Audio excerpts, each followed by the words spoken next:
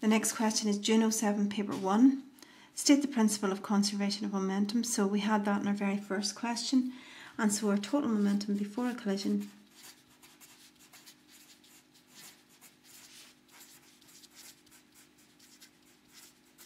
is equal to the total momentum after.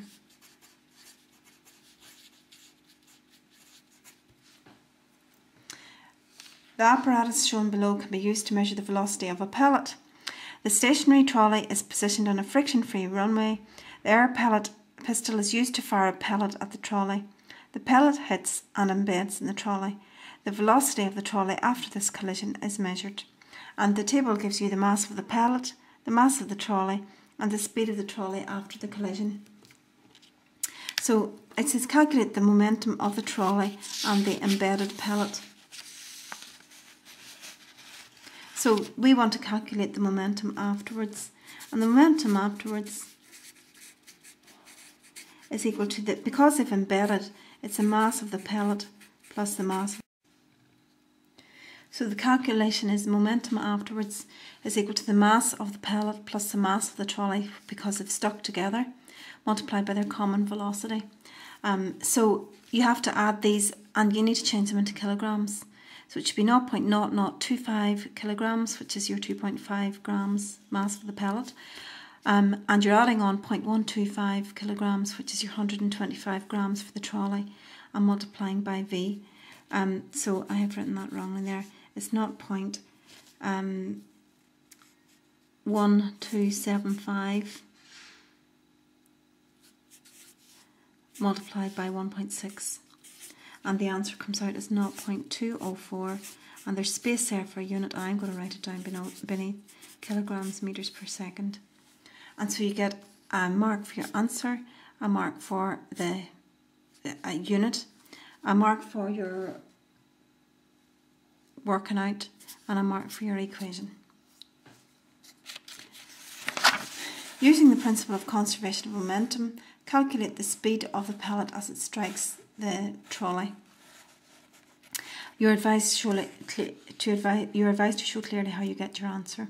So if you know the momentum afterwards, you know the momentum before. And the only thing that's moving before is a pellet. The gun isn't moving there. And so therefore, I'm just going to write in the momentum of the gun plus the momentum of the pellet is equal to momentum after. But we're ignoring that because it hasn't got a speed. So the momentum of the pellet is going to be its mass times its speed, and we don't know its speed yet. So that's 0.0025 times V, and that's equal to 0.204, which is its momentum afterwards, which we calculated just above there. So V is equal to 0.204 divided by 0.0025, and V comes out to be 81.6. Now that's obviously much faster than the speed of the trolley, and it makes perfect sense because the pellet's going to be so much lighter than the trolley. And the marks there go for explaining this here or writing something down about that. You're going to get 2 marks for these 2 bits here and 1 mark for your answer. Part D, this is the first circular motion question that we've come up with, and that was GCSEphysics paper 1. So they're not that they don't come up that often. This is a little bit about the solar system, and it probably came in at the end of the solar system. That's why it's part D. So a geostationary communications satellite, as shown in the diagram below, moves in a circular path high above the surface of the Earth.